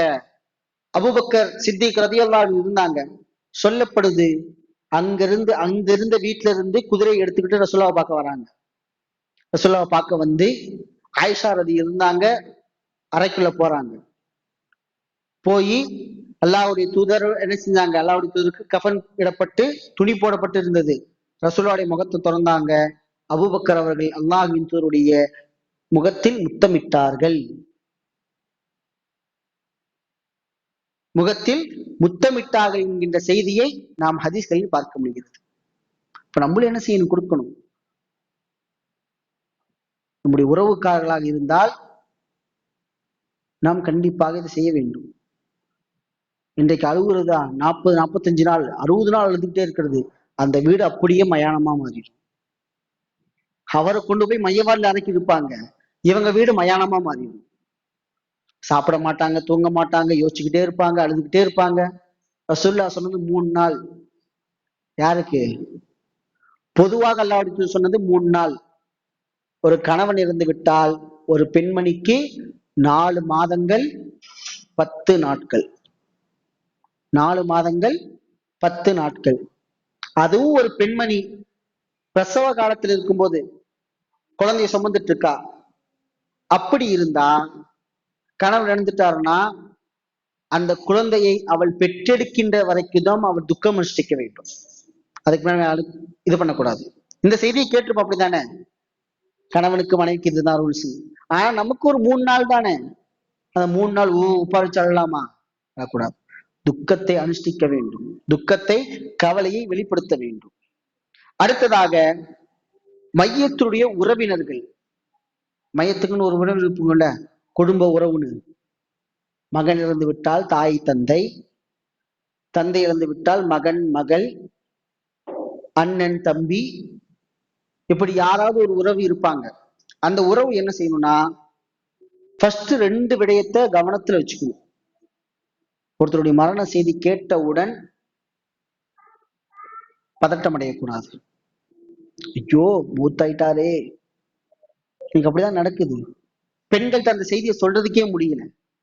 ஆண்கள் கூட பரவாயில்ல. பெண்கள்கிட்ட சொல்லும் போது பெண்கள் உணர்ச்சி வசப்பட்டு அவங்களுடைய சப்தத்தை என்ன செய்கிறார்கள்? அழுதி கொடுக்கின்றார்கள், அழுது விடுகின்றார்கள். தந்தை மௌத்தாகிவிட்டால் மகள் அழுகின்ற காட்சியை பார்க்கின்றோம். கணவன் இறந்து விட்டால் மனைவி கதறக்கூடிய காட்சியை பார்க்கின்றோம். ஆனா மார்க்கம் சொல்லுது, ஃபர்ஸ்ட் நீங்க செய்ய வேண்டியது அர்ரிலா வர்ரஜா. ஏத்துக்கோங்க. ஃபர்ஸ்ட் மனசார ஏத்துக்கோங்க. மனசார ஏத்துக்கோங்க. அப்படி என்ன செய்யும்? மார்க்கம் நமக்கு சொல்லி தருகிறது. அல்லாஹ் ரப்பல் ஆலமீன் சொல்கின்றானே, வலனபுலுவன்னக்கும் பிஷைஇ மினல் கௌஃபி வல் ஜூஇ வனக்ஸி மினல் அம்பாலி வல் அன்ஃபுஸ் வஸ்ஸமராத் வபஷ்ஷிரிஸ் ஸாபிரீன். நபியே, பயத்தை கொண்டு, பசியை கொண்டு, மரணத்தை கொண்டு, பொருளாதார சேதங்களை கொண்டு, உயிர் சேதங்களை கொண்டு உங்களை சோதிப்போம். ஒட்டுமொத்த மக்களையும் சோதிப்போம். வபஷ்ஷிரிஸ் ஸாபிரீன். பொறுமையாளர்களுக்கு நற்செய்தி சொல்லுங்கன்றாங்க அல்லாஹ். அதுல பொறுமையா இருக்கணும். அல்லாஹ்வுடைய தூதர் நம்ம எல்லோருக்கும் தெரியுமான சம்பவம். அடிக்கடி இந்த சம்பவத்தை கேட்டிருப்போம். ரசூலுல்லாஹ் ஒரு கபரை கடந்து போறாங்க, மையவாடிய கடந்து போறாங்க. ஒரு பெண்மணி அழுதுட்டு இருக்காங்க. என்னம்மா ஆச்சுன்னு கேக்குறாங்க. என் கணவர் இறந்துட்டாரு. சொன்ன உடனே அல்லாஹ்வுடைய தூதர் சொன்னாங்க, அஸ்ஸபுர், பொறுமையா இரு. உடனே அந்த பெண்மணி, எனக்கு வந்த சோதனை உங்களுக்கு வந்தா தெரியும், போங்க அப்படின்ட்டாங்க. அல்லாஹ்வுடைய தூதர் போறாங்க. பின்னாடி சொல்லப்படுது வந்தது அல்லாஹ்வுடைய தூதர்னு. ரசூலுல்லாஹ் அந்த பெண்மணி வராங்க. அப்ப அல்லாஹ்வுடைய தூதர் சொன்ன செய்தி என்ன தெரியுமா? இன்னம ஸப்ரு இந்த சதமத்தில் ஊலா. சோதனையினுடைய முதற்கட்டமாக நீங்கள் பொறுமையை மட்டும்தான் மேற்கொள்ள வேண்டும். அதுக்கு அர்த்தம் எப்படி இருப்பாங்க, சோதனைக்கு பிறகு பொறுமைன்னு அப்படி இல்ல. சோதனையுடைய முதற்கட்டம், ஒரு சோதனை வந்துருச்சா ஃபர்ஸ்ட் பொறுமை தான் இருக்கணும். என்ன நடக்குதுன்னு பார்த்துக்கலாம், அதுக்கப்புறம் எதுனால இருக்கட்டும் அல்லாஹுடைய பொருத்தத்தையும் அல்லாஹுடைய கதிரையும் ஏற்றுக்கொள்ள வேண்டும். இரண்டாவது, அந்த சோதனையின் போது இறைவன் நமக்கு கற்றுத்தந்த பிரார்த்தனைகளை சொல்ல வேண்டும். ஒருத்தர் மௌத்தாயிட்டாங்கன்னா என்னங்க சொல்லணும், இன்னா லில்லாஹி வ இன்னா இலைஹி ராஜிஊன். இதோட அர்த்தம் எத்தனை பேருக்கு தெரியும்? கை தூங்க பார்க்கலாம். இன்னா லில்லான்னு சொல்றோம்ல, இதனுடைய அர்த்தம் எத்தனை பேருக்கு தெரியும்? சொன்னீங்கனால அடுத்து நான் பேசுவேன். இன்னா லில்லாஹி வ இன்னா இலைஹி ராஜிஊன் எத்தனை தடவை சொல்லி இருக்கணும். இன்னைக்கு வாட்ஸ்அப் ஸ்டேட்டஸ்ல கூட பறக்குது. ஒரு குரூப்ல ஒரு மௌத் செய்தி வந்துச்சுன்னா எடுத்தோடனே ஸ்டிக்கர், வாயால சொல்ற மாதிரியே ஸ்டிக்கரால அனுப்பிட்டு வர்றோம், இன்னா லில்லாஹ் போய்க்கும். அதுக்கு அர்த்தம் என்ன? ஃபர்ஸ்ட் அல்லாஹ் கொடுத்தா அல்லாஹ் எடுத்துட்டானா? இன்னா லில்லாஹ் நாங்கள் அல்லாஹ்விற்குரியவர்கள், வ இன்னா இலைஹி ராஜிஊன் அவனிடமே திரும்ப போகக்கூடியவர்கள். நாங்க யாருக்கு சொந்தம்? அல்லாஹ்க்கு சொந்தமானவர்கள். அவன்கிட்ட தான் திரும்பி போக போறோம். அல்லாஹ்வுடைய தூதர் ஒரு துஆவை சொல்லியிருந்தார்கள், இறைவன் எதை கொடுத்தானோ அதை அவன் எடுத்துக்கொண்டான். அப்படி துஆ செய்யுங்க. அல்லாஹ் எதை கொடுத்தானோ அதை அவனே எடுத்துக்கொண்டான். கவலைப்படாதீங்க, அதுல பொறுமையா இருங்கன்னு என்ன செஞ்சாங்க ரசூலுல்லாஹ் நமக்கு சொல்லி கொடுத்திருக்கின்றார்கள். அடுத்ததாக நாம் ஒரு ஜனாசாவிற்கு என்னென்ன இன்னும் பல விடயங்களை செய்ய வேண்டும். ஜனாசா அப்படியே விட்டுறக்கூடாது. இன்னைக்கு அல்லாஹ்வுடைய தூதர் காட்டி தந்த சுன்னத்தை தவிர மத்த எல்லாத்தையும் செய்யணும். ஜனாசா வீட்டுல ஒருத்தர் ஜனாசா இருந்தா அந்த வீட்டுல ஃபர்ஸ்ட் செய்யக்கூடிய காரியம் என்ன தெரியுமா? நான் மேல சொன்ன எந்த காரியத்தையும் செய்ய மாட்டாங்க. ஃபர்ஸ்ட் என்ன செய்வாங்க சொல்லுங்க? யாசின் ஓதுறதெல்லாம் இருக்கு அப்படிதானே, அதெல்லாம் ஓதக்கூடாது, அதெல்லாம் பிதஅத். அதை விட இன்னைக்கு வந்து ட்ரெண்டிங் ஆயிருச்சு. ஃபர்ஸ்ட் என்ன செய்வாங்க? மௌத் ஆயிட்டாங்க, ஊர்ல இருந்து சொந்தக்காரங்க எல்லாம் வருவாங்க, பசியோட வருவாங்க, ஃபர்ஸ்ட் சாப்பாடு வை. ரசூலுல்லாஹ் எங்கேயா வச்சு பார்த்திருக்குமா? ட்ரெண்டிங் இன்னைக்கு அதெல்லாம் ரொம்ப இன்னைக்கு எக்ஸ்ட்ராடனரியா போயிட்டு இருக்கோம். மவுத்தான வீட்டுல உட்காந்து இன்னைக்கு சாப்பாடு செஞ்சுட்டு இருக்கிறாங்க. ஊர்ல இருந்து வரவங்க பசியோட வருவாங்க, அறக்க பறக்க வருவாங்க, அழுதுகிட்டே வருவாங்க, பசி எடுத்துரும், ஃபர்ஸ்ட் சாப்பாடு கொடுத்துரு. அல்லாஹ்வுடைய தூதர் சொன்னாங்க, யாரா மவுத்தாயிட்டாங்கன்னா அண்டை வீட்டுக்காரர்கள் உறவுக்காரருடைய வீட்டுல சமைச்சு அவங்களுக்கு கொடுங்கன்னு நாங்க ரசூலுல்லாஹ். அண்டை வீட்டுக்காரங்களோ உறவுக்காரங்களோ சமைச்சு என்ன செய்ய, யாருக்கு கொடுக்கணும்? மவுத்தானவங்களோட வீட்டுக்கு கொடுக்கணும். இன்னைக்கு மவுத்தான வீட்டுலதான் கறியும் சோறு சாப்பிடுறோம். அல்லாஹ் பாதுகாக்கணும். அதை போன்று அல்லாஹ்வுடைய தூதர் மௌத்த போய் சந்திங்கன்னாங்க. எதுக்கு தெரியுமா? அது உங்களை மறுமையினுடைய சிந்தனையை உண்டு பண்ணும். இன்னைக்கு இன்னும் என்னன்னா, இந்த காலத்திலேயே மௌத்த போய் பார்க்கறதுக்கு டைம் இல்லைன்னு ஒதுக்கிட்டு போயிடுறோம். செய்தி கேட்டோமா, அவர் மௌத்தாயிட்டாரா, நேத்து பார்த்தேன், இப்படிதான் பேசிட்டு போயிடும். நேத்து பார்த்தேன், நல்லா இருந்தாரு, மௌத்தாயிட்டாரா, இன்னா லில்லாஹ் வ இன்னா இலைஹி ராஜிஊன் சொல்லிட்டு அடுத்து என் வேலை என்ன, எனக்கு பிசினஸ் என்ன பார்க்க போயிடும். இன்னைக்கே இப்படி, இன்னொரு 10 வருஷம் மறுமைக்கு முன்னாடி எப்படி இருக்கும்? மௌத்தா கேட்டமா போய்கிட்டே இரு, கலாஸ், செவி மடுத்தோம், வெளியேற்றினோம், போயிட்டே இரு. இப்படிதான் நடக்க போகுது. ஆனால் அல்லாஹும் அல்லாஹுடைய தூதரும் இதை ஒரு முக்மீனுக்கு பாடமாக புகட்டி இருக்கின்றார்கள். அல்லாஹ்வுடைய தூதருடைய காலத்துல ஒரு சிறுவன் மரணத்துக்கு இருக்கும்போது ரசூலுல்லாஹ் போய் சந்திச்சாங்க தானே. யார் அந்த சிறுவன்? யூத சிறுவன். அல்லாஹ்வுடைய தூதர் உட்கார்ந்துட்டு இருக்கிறாங்க, ஒரு ஜனாசா கொண்டு செல்லப்படுகிறது. ரசூலுல்லாஹ் எந்திரிச்சு நின்னாங்க. யாருடைய ஜனாசா? யூதருடைய ஜனாசா. இதெல்லாம் இன்னைக்கு செய்யறோமா? ஓகே, ஜனாசா போட்டோம், அவ்வளவுதானே, நான் ஏன் பின்தொடரணும்? அல்லாஹ்வுடைய தூதர் சொன்னார்களே, ஒரு ஜனாசாவை, அந்த ஜனாசாவிற்கு நீங்கள் தொழுகை நடத்தி அந்த ஜனாசாவை நீங்கள் பின்தொடர்ந்து சென்று கஃபனிடும் அடக்கம் செய்யும் முறை நீங்கள் இருந்தால் உங்களுக்கு என்ன கிடைக்கும்? 2 கிராத் நன்மை. எத்தனை தடவை அடைஞ்சிருக்கிறோம், எத்தனை மௌத்த கடந்து வந்திருக்கிறோம். யோசிச்சு பாருங்களேன். இதெல்லாம் செய்யறோமா? ஜனாசாவுடைய சட்டத்துல நம்ம இதெல்லாம் பாக்குறோமா? கிடையவே கிடையாது. உதவுகின்றோமா? உதவுகின்ற மனப்பான்மை இருக்குதா? ஒரு ஏழ்மையான ஒரு குடும்பத்தில் ஒருத்தர் மௌத்தாயிட்டானா அவ்வளவுதான் அந்த குடும்பம். பக்கத்துல பெரிய பணக்காரர் இருக்கலாம், அதை பத்தி கண்டுக்கிறது கிடையாது. இன்னைக்கு எல்லாமே ட்ரெண்டிங் ஆயிடுச்சு. போனா போட்டும், எல்லாம் இன்றைக்கு அப்படி அவர்கள் நடைமுறைப்படுத்த ஆரம்பித்து விட்டார்கள். எல்லாம் நம்மளை பாதுகாக்கணும். நம்முடைய உள்ளத்துல கடுகளவா சீமான் இருக்குதானே? கொஞ்சமா சீமான் இருக்குதானே? ஈமானை புதுப்பித்துக் கொள்கிற என்று அல்லாஹ் சொன்ன காரணம் என்ன தெரியுமா? இதுவெல்லாம் உங்களுடைய உள்ளத்திலிருந்து போயிடக்கூடாதுன்னு தான். இதை நம்முடைய உள்ளத்திலிருந்து மறக்கடிக்கப்பட்டு விடக்கூடாதுன்னு தான். மார்க்கத்தின் சடங்குகள், மார்க்கத்தின் காரியங்கள் மறக்கடிக்கப்பட்டு நீங்கள் மார்க்கத்தில் இல்லாமல் ஆகிவிடக் கூடாது. பல்வேறு வசனங்களில் ஒரு வசனம் என்ன தெரியுமா? யா அய்யுஹல்லதீன ஆமனு உதுஹுலு ஃபி ஸில்மி காஃபா வலா தத்தபியு குதுவாத்தி ஷயாத்தீன். ஈமான் கொண்டவர்களை மார்க்கத்துல முழுசா வாங்க, ஷைத்தானுடைய அடிச்சோட பின்பற்றாதீர்கள் என்று இறைவன் நமக்கு உபதேசிக்கின்றான். இன்னைக்கு எல்லாத்தையும் மறந்துடுறோம். எல்லாத்தையும் இன்னைக்கு ஒண்ணும் இல்லாம ஆக்கிட்டு இருக்கிறோம். எத்தனை பேருக்கு ஜனாசா குளிப்பாட்ட தெரியும்? என்னை உட்பட நான் கேட்கின்றேன். எத்தனை பேருக்கு ஜனாசா குளிப்பாட்ட தெரியும்? உங்க முகலால ஒருத்தர் மௌத்தாயிட்டாருன்னா இந்த தெருவுல யார் ஜனாசா குளிப்பாட்டோ, இந்த முகலால யார் ஜனாசா குளிப்பாட்டுவாரோ அவருக்கு தான் ஃபர்ஸ்ட் கால் போகும். அவருக்கு தான் ஃபர்ஸ்ட் கால் போகும். சொந்தக்காரங்களுக்கு எல்லாம் ரெண்டாவது தான். ஃபர்ஸ்ட் பாய், நீங்க ஊர்ல இருக்கீங்களா பாய்? அவர் ஊர்ல இல்லைன்னா அவர் திரும்பி வரைக்கும் ஜனாசா அப்படியே இருக்குமா? அதுவும் பெண்களா இருந்தா, ஆண்கள் ஓகே, பெண்களா இருந்தா இந்த ஊர்லயே இந்த முகல்லால எந்த பெண்மணி ஒன்னு ரெண்டு பேருக்கு தான் தெரியும். இன்னைக்கு விரல் விட்டு எண்ணிடலாம். எனக்கு தெரியும் உனக்கு தெரியும்ட்டு படிக்கணும். ஒரு ஜனாசாவை எப்படி குளிப்பாட்ட வேண்டும், யார் யாருக்கெல்லாம் ஜனாசா குளிப்பாட்டலாம், யார் யாருக்கெல்லாம் ஜனாசா குளிப்பாட்டலாம்? கணவன் சரி, மனைவி கணவனுக்கு, கணவன் மனைவிக்கு, வேற வாப்பா பிள்ளைக்கு பண்ணலாமா? பண்ணலாம் தானே.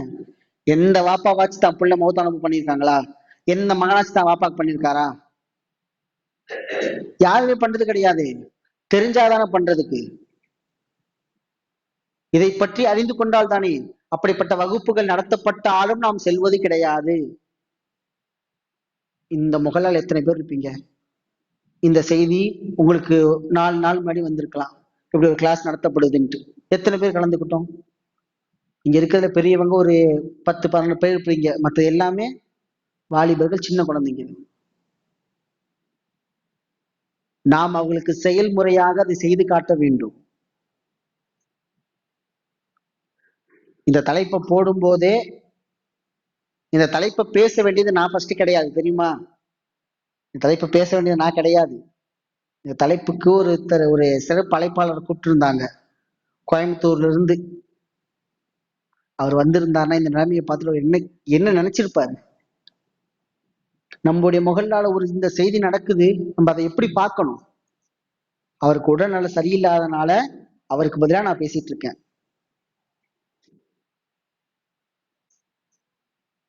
நாம் தெரிந்து கொள்ள வேண்டிய அடிப்படையான விஷயங்களை கூட தெரிந்து கொள்வது கிடையாது. நம்முடைய வாழ்க்கையில் எதுவெல்லாம் அடிப்படை, எதுவெல்லாம் இரண்டாம் கட்டம் கண்டிப்பா தெரிஞ்சிருக்கணும். இதையெல்லாம் கண்டிப்பாக நாம் தெரிந்து அதன் அடிப்படையில் செய்ய வேண்டும். அதே போன்று ஜனாசாவிற்கு நாம் இந்த உலகத்தில் செய்ய வேண்டிய மிக முக்கியமானது அதை குளிப்பாற்றல். எப்படி குளிப்பாற்றணும்னு தெரிஞ்சிருக்கணும். கஃனிடுறது, மையத்தை கொண்டு போய் அடக்கம் பண்ற வரைக்கும் கூட இருக்கிறது. இன்னைக்கு நம்ம அதை தப்பா கூட புரிஞ்சு வச்சிருக்கிறோம். அல்லாஹ் சொன்னாங்கல்ல, எந்த ஒரு ஜனாசாவில் எத்தனை நபர்கள் கலந்து கொண்டால், 40 நபர்கள் கலந்து கொண்டால் அவர்கள் என்னது? அவர் யாரு? யாருங்க? சொர்க்கவாதி அப்படின்னாங்க. இதை நம்ம தப்பா கூட புரிஞ்சு வச்சிருக்கிறோம். முழுமையாக இருந்து ஈமானில் உறுதியாக இருக்கணும். நம்மளுடைய ஈமான் உறுதியா இருக்கணும். நம்ம தான் இன்னைக்கு கோட்டை விட்டுட்டு தானே உட்கார்ந்து இருக்கிறோம். அதை போன்று ஒரு மையத் அவர் இறந்து விட்டால் அவர்களுக்காக நாம் எப்படி பிரார்த்தனை செய்ய வேண்டும்? இவ்வளவு நேரம் பார்த்து அதுக்கு என்னெல்லாம் செய்யணும், அவங்களுக்கு இதுவும் செய்யணும் தானே, அவங்களுக்காக பிரார்த்தனை செய்ய வேண்டும் தானே, அவங்களுடைய பாவ மன்னிப்புக்காக பிரார்த்தனை செய்யும்ல. எத்தனை பேருக்கு ஜனாசா தொழுகையில் ஓதக்கூடிய துவா தெரியும்? எத்தனை பேருக்கு ஜனாசாவில் ஓதக்கூடிய துவா தெரியும்? சொல்லுங்க பார்க்கலாம்.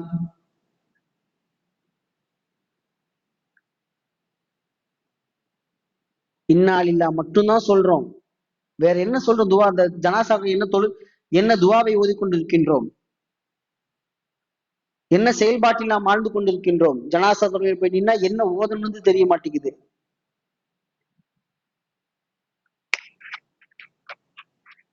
தந்தைக்கு மகன் தொலை வைப்பது கிடையாது, மகனுக்கு தந்தை தொலை வைப்பது கிடையாது. இப்படிப்பட்ட நிலையில் தான் நம்ம ஓடிட்டு இருக்கிறோம். இப்படிப்பட்ட நிலையில தான் நம்முடைய செயல்பாடுகள் ஓடிக்கொண்டிருக்கிறது. ஜனாசால என்னங்க ஓதணும்? ஜனாசால என்னென்ன ஓதணும் தொழுகையில? ஜனாசா தொழுகை மொத்தம் எத்தனை ரக்காத், எத்தனை தக்பீர்கள்? ருக்கு இருக்கா? சஜதா இல்ல, 4 தக்பீர். அதை கூட மனப்பாடம் செய்யறது இல்லைல்ல. 4 தக்பீர்ல என்ன ஓதணும் சொல்லுங்க பாங்க. 4 தக்பீர்ல என்ன ஓதணும்? ஃபர்ஸ்ட் தக்பீர்ல சூரா ஃபாத்திகா, ரெண்டாவதுல பள்ளியோட இமாம் தானே இவரு, இமாம் தான் பதில் சொல்றாரு. பின்னாடிக்கு மாமூமா இருக்கக்கூடிய நம்ம பதில் சொல்ல மாட்டேங்கிறோம். எத்தனை தடவை தொழுது இருப்போம். ஒரு இமாம் சொன்னாரு, காலல் முஜாஹித், முஜாஹித் ஒரு இமாம் இருக்காரு. அந்த இமாம் சொன்னாரு, லா யதஅல்லமுல் இல்ம முஸ்தஹியுன் வலா முஸ்தக்பிருன். வெக்கப்படக்கூடியவனும் பெருமை அடிக்கிறவனும் கல்வியை கத்துக்கவே முடியாதுன்னாங்க. வெக்கப்படக்கூடாது. தெரிஞ்சா, தெரியுதோ தெரியலையோ, என்ன தெரிஞ்சிருக்கோ அதை சொல்லிடணும். மையத்துக்காக நாம் கேட்கக்கூடிய துவா, அல்லாஹும்ம ஃபிர்லஹு வரஹம்ஹு வஆஃபீஹி வஅக்ரிம் நுஸுலஹு வவஸ்ஸி மத்கலஹு பில்மாஇ வஸ்ஸல்ஜி வனக்கீஹி மினல் ஹதாயா கமா யுனக்கா ஸௌபுல் அபியல். இப்படி வரக்கூடிய ஒரு பெரிய துவா இருக்குது. 5-6 லைன் தான் இருக்கும், சிம்பிள், மனப்பாடம் பண்ணிடலாம். இன்னொரு துவா இருக்கு, அல்லாஹும்ம ஃபிர்லி ஹய்யினா வ மையத்தினா வ காயிபினா வ ஷாஹிதினா வ தக்ரினா வ உன்சானா அல்லாஹும் மன் அஹ்யைதஹு ஃபஅஹ்யி அலல் ஈமான் வ மன் தவஃபைதஹு ஃபதவஃபீஹி அலல் இஸ்லாம். யா அல்லாஹ், எங்களை யாரு பெரியவங்களை மௌத்தானாங்களோ, சிறியவங்களை மௌத்தானாங்களோ, குழந்தைகள், சிறியவர்கள், மறைந்திருக்கக்கூடியவர்கள், ஹாலிராக இருக்கக்கூடியவர்கள், ஆண்கள், பெண்கள், எல்லாரையும் மன்னித்து விடு. இந்த உலகத்தில் நீ யாரை வாழ வைத்துக் கொண்டிருக்கின்றாரோ அவரை நீ ஈமானில் வாழவே, யாரை மரணமடைய செய்து விட்டாயோ அவரை இஸ்லாத்தில் மரணமடைய செய். அதனாலதான் ஒவ்வொரு ஜும்மாலையும் கேட்போம், யா அய்யுஹல்லதீன ஆமனு, ஈமான் கொண்ட மக்களே, இத்தகுல்லா, அல்லாஹ்வை அஞ்சு கொள்ளுங்கள், வலா தமூதுன்ன இல்லா வ அன்தும் முஸ்லிமூன், முஸ்லிம்களா இல்லாம மௌத்தாவாதீங்க. நான் முஸ்லிமா மௌத்தாகணும். ஒருத்தர் முஸ்லிமா மௌத்தா இருக்காரு, அவருக்கு இந்த கடமையெல்லாம் செய்யணும் தானே. நானு இந்த கடமைகள் செய்யவில்லை என்றால் நான் என்ன? ரசூலுல்லாஹ் சொன்னாங்களே, ஒரு முஸ்லிம் இன்னொரு முஸ்லிமுக்கு செய்ய வேண்டிய கடமைகள் எத்தனை? 6. அதுல 1 ஜனாசாவை பின்தொடர்ந்து செல்லுதல். ஜனாசாவுக்கு செய்ய வேண்டிய கடமையை செய்கிறது. அது உறவுக்காரர்களாக இருக்கலாம், நண்பர்களாக இருக்கலாம், தாய் தந்தையராக இருக்கலாம், சகோதர சகோதரியாக இருக்கலாம், யாரா வேணாலும் இருக்கட்டும், அவளுக்கு செய்ய வேண்டிய கடமையை நீ செய்யணும். அது அவங்களுக்கு கொடுக்கக்கூடிய ஹக்கு, உரிமை. அந்த உரிமையை கொடுக்கலாம். யாரு கேள்வி கேட்பா? வீட்டுக்காரம்மா கேள்வி கேட்டா பிரச்சனை இல்லை, சமாளிச்சுட்டு போயிடுவோம். குழந்தைங்க கேள்வி கேட்டா சமாளிச்சுட்டு போயிடுவோம். ரப்பு கேட்பானே, அல்லாஹ் கேட்பானே, என்ன பதில் சொல்ல போறோம்? இந்த சட்டத்திட்டங்கள் தெரியாமல் இத்தனை வருடங்கள் நான் வாழ்ந்து விட்டேனே, இத்தனை நாட்களை கழித்து விட்டேனே, எனது நிலைமை என்ன? நான் மவுத்தாயிட்டா என் பிள்ளைங்க இது எனக்கெல்லாம் செய்யலனா, நான் சொல்லிக் கொடுக்கலையே, அதுக்கு என்னுடைய நிலைமை என்ன? எனக்கு தெரிஞ்சாதானே நான் சொல்லி தர முடியும். எனக்கு தெரியாம நான் எப்படி சொல்லி தர முடியும்?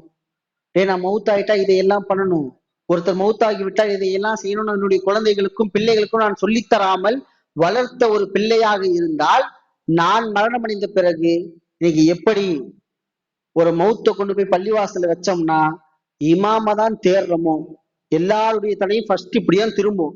இமாம் எங்க? ஜனாசா தொலை வைக்கணும், இமாம் எங்க? ஃபர்ஸ்ட் சப்ல யார் இருப்பா? பையன் இருப்பான், அல்லது உடன் பிறந்த சகோதரர் இருப்பார்.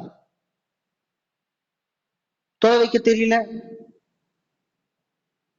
இமாம் எல்லாவற்றுக்கும் பொறுப்பானவர். இமாம் உங்களை வழிநடத்துறதுக்கு தான். ஆனா ஒரு சில விடயங்களை நீங்க தானே செய்யணும். அதை யார் செய்வது? அல்லாஹ் நம்மை பாதுகாக்க வேண்டும்.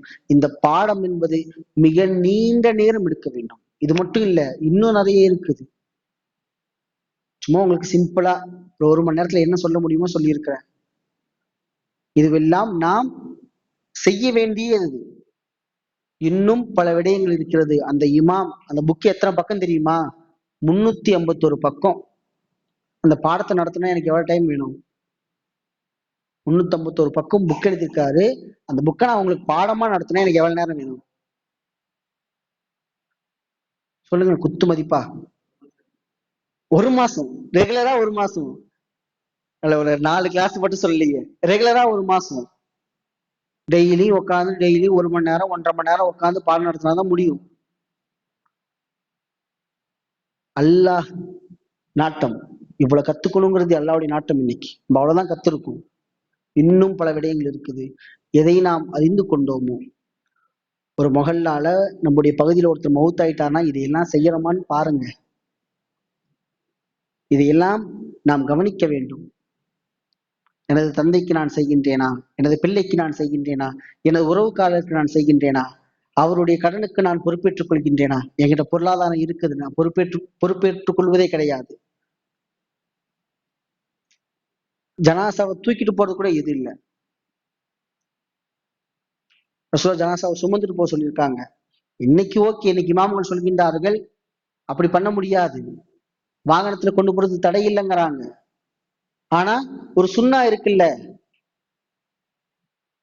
இன்னைக்கு மையவாடி ஒரு 10 கிலோமீட்டருக்குன்னா ஓகே, நம்ம சொல்ற மாதிரி ஓகே. வீட்டுக்கு பின்னாடி மையவாடி இருந்தாலும் இதுலதான் கொண்டு போறோம். அதுக்குன்னு ஒரு தனி வாகனத்தை கொண்டு வந்து அதுலதான் கொண்டு போறோம். யார் காட்டிய நடைமுறை? இதை யார் நமக்கு வலியுறுத்தினார்கள்? இதையெல்லாம் நாம் தெரிந்து கொள்ள வேண்டும். ஒருத்தரை கபூர்ல கொண்டு போய் அடக்கம் பண்ணிட்டோம்னா அதோட அவருடைய வாழ்க்கை கியாமத்தை நோக்கி ஆரம்பித்து விடுகிறது. அதோட அவருக்கும் நமக்குமானது முடிஞ்சிடும். கணவர் மௌத்தாயிட்டார்னு எந்த மனைவியும் அவரோடு சேர்த்து புதைக்கப்படுவது கிடையாது. உம்மா மேல அதிக பாசம் வச்ச எந்த குழந்தையும் உம்மாவோட புதைக்கப்படுவது கிடையாது. எல்லாரும் அவருடைய கபருடைய வாழ்க்கையை அடைந்தே தீர்வார்கள். மரணத்தை எல்லோரும் அடைந்து தீர்வார்கள். அந்த மரணத்திற்கு பின்னால் ஒரு வாழ்க்கை இருக்கிறது. அதை குறித்தும் நாம் தெரிந்து கொள்ள வேண்டும். அதையெல்லாம் தெரிஞ்சாதான் நாம நம்முடைய ஈமான சரிவர பாதுகாக்க முடியும். இப்ப இன்னைக்கு தெரிஞ்சுக்கிட்டது ஒரு சில விடயங்கள் தான். எந்த கல்வியை, எந்த செய்திகள் நம்முடைய உள்ளத்திற்கும் செவிகளுக்கும் வந்தடைந்ததோ அதன் அடிப்படையில் வாழுகின்ற பாக்கியம் அல்லாஹ் எமக்கும் எமது குடும்பத்தாருக்கும் உங்களுக்கும் உங்களது குடும்பத்தாருக்கும் தந்து அருள வேண்டும் என்கின்ற பிரார்த்தனையோடு முடித்துக் கொள்கின்றேன். வ ஆஹிரு தாவானா அனில் ஹம்துலில்லாஹி ரபில் ஆலமீன். வஸ்ஸலாமு அலைக்கும் வரஹ்மத்துல்லாஹி வபரகாத்துஹு.